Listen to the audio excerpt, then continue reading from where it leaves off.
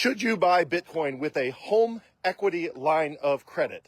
HELOC, HELOC. The general answer is no, but there is one caveat that I'll throw out there in case it applies, which I think is interesting. So a home equity line of credit is when you borrow against the equity in your home to do something. Maybe it's a repair on your home, maybe it's an emergency medical bill, maybe it's whatever. You've got equity in your house, the bank will let you borrow against that equity to take out a loan. Of course, if you can't pay back the loan, I think they repossess your house. I don't know how that works, but I think that's what happens is if you can't make the loan, because the house is collateral, you effectively give up your house because you can't make the loan. So obviously any sort of debt is dangerous because whatever the collateral is, you could lose. So if you borrow against Bitcoin to buy more Bitcoin and you get liquidated, you lose some Bitcoin. If you borrow against your house and you can't make the payments and you get foreclosed, well, you lose your house. That's the way loans work. Whatever you put up as collateral for the loan, which is what gives whoever's lending you money safety to know that they're not going to lose their money, they are only loaning you money because there's a recourse if you don't pay it back. And the recourse is whatever it is you used as collateral, they get to keep, which is why, loans are dangerous. Okay, so generally if somebody called me regardless of the price of Bitcoin and said, I'm considering taking out a home equity line of credit to buy Bitcoin, I would say, no, don't do that. Do not do that. Now, some interesting caveats. For example, I was talking to somebody recently and they said, look, the bank is not letting me, take out the amount of money I want to take out for a home repair.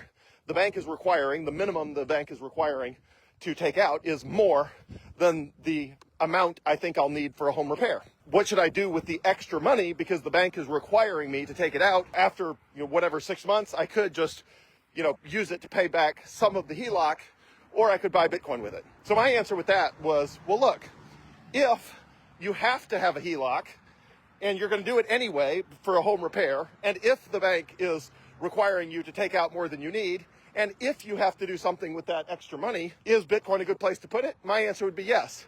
If I were in that situation and I had a HELOC anyway, and the loan terms were something I was going to have to pay off a very long time in the future, and my options were pay down some of the HELOC or buy Bitcoin, at these prices, I would buy Bitcoin. Now, I would never take out a new HELOC to buy Bitcoin, but if I was going to have one anyway, and if the bank wouldn't let me have one as small as I needed for repairs, and if I had that extra money regardless, and if I needed to do something with it, then yeah, I would buy Bitcoin. But again, that is a very narrow situation that probably applies to almost nobody. Now, another question is, if you have capital laying around that you're going to need within the next 6 months, the question is, should you keep that in Bitcoin? And the answer is, of course, it depends on the price of Bitcoin and it depends on your risk tolerance. At $82,000 Bitcoin, I would say, I don't know, for money I knew I was going to need in the next 6 months, it depends on your risk tolerance. If you're okay being down another, 25% on that money, which is unlikely but not impossible, then sure. But if you're like, no, I really, really, really need to not be down a meaningful amount of that money, I would say, well, then you're stuck. You're stuck because you need X amount of money and it can only be down 10%. Then I would say, well, 82,000, it's pretty easy for Bitcoin to be down another 10%. It may not be likely, but it's not unlikely. So at that point, I would say if somebody said, okay, I have leftover capital, that I know I'm going to need in 6 months, do I buy Bitcoin now? Or do I, sit in US dollar cash? I would probably say, sit in US dollar cash until the Bitcoin price is cheaper. Wait until James Check, my favorite analyst, says, hey, we probably are at the bottom. Like all the indicators say we're at the bottom. If James Check is saying that all the indicators indicate that we're at the bottom, we probably are. Now, if it goes lower, it's probably not going to go much lower. And the main risk with that approach is that we never hit the point at which all the indicators say that, we're at the bottom. So the high likelihood in that scenario is you're like, okay, here's money I need in 6 months. When James Check says we're at the bottom, I'll stick it in Bitcoin. The bottom indicators are never hit. The price just goes straight up and you're stuck sitting on US dollars that you wish were Bitcoin. Well, that's just the risk you take because nobody knows where the bottom is. Nobody knows where the top is.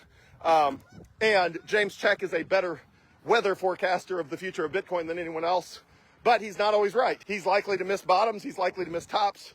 In the most recent case, all of his indicators said 126,000 was not the top of the current price cycle. Well, guess what? It appears it kind of was, unless we just shoot straight up from here and make 126 look like an irrelevant rounding error, then people are going to look back and say, hey, he missed that. 126 kind of was the top, at least temporarily. So anyway, the same is likely to happen on the bottom where, you're waiting around for him to say this is the bottom. And then by the time he says that was the bottom, the price has gone up and you've missed it. But again, if you have to have money in the next 6 months, you're stuck because there's not a good alternative. It's just too risky to buy $82,000 Bitcoin. In my opinion, it's too risky to buy $82,000 Bitcoin with money you're going to need 6 months from now, unless you have a high risk tolerance and you can afford being down 25% on that money. Now, for me, I would keep it in Bitcoin because, again, I can afford being down 25% on money I'm going to need in 6 months because I have other money in Bitcoin that, there's no chance that the Bitcoin price is going to drop below the cheapest Bitcoin I ever bought, or even the average of the price of the Bitcoin I bought. So I'm fine riding the ups and downs and the volatility because, again, it's like, you win some, you lose some, but you win with Bitcoin, you win way more than you lose. And therefore, I'm completely comfortable with the paradigm where, I lose money on upside I was trying to get. Ultimately, in the grand scheme, I'm better off. Just like with the $10,000 of Bitcoin I bought last night at $82,000 with a Bitcoin-backed loan. It's a one-year loan term, which means if Bitcoin's not above $82,000 in 1 year, plus the interest, I lose money. But again, I'm comfortable doing that because $10,000 is a very small portion of my Bitcoin.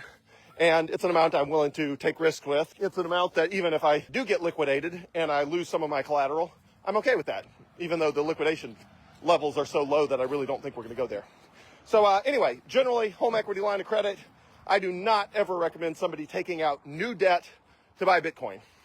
But if you have to take out debt and the money has to go somewhere at the right price, Bitcoin is a great place to store value. And look, if the price drops to $70,000 and you don't need the money for 6 months, I would say, yeah, at $70,000, I'd probably just stick it in Bitcoin and hope for the best.